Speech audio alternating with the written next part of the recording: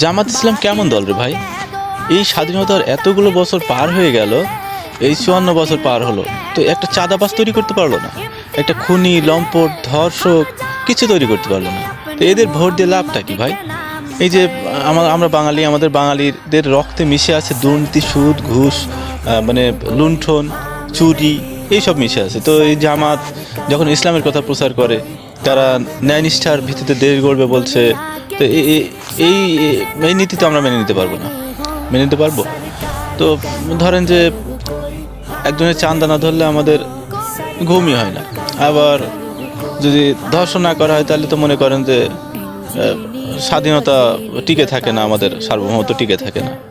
তো এই যে এই ভালো ভালো কাজগুলো, খুন, ধর্ষণ, রাহাজানি, লুটপাট, তো এগুলো তো থাকতে হবে, না হলে জামাত ইসলামের ক্ষমতা এনে কী লাভ বলে? তো আপনারাই ভেবে দেখেন যে জামাত ইসলাম তো ন্যায়নিষ্ঠার কথা বলছে, ন্যায়নিষ্ঠভাবে বাংলাদেশটাকে গঠন করবে। তো আপনারা কি ন্যায়নিষ্ঠা চান, না কি আগের মতোই? দেখেন ভেবে।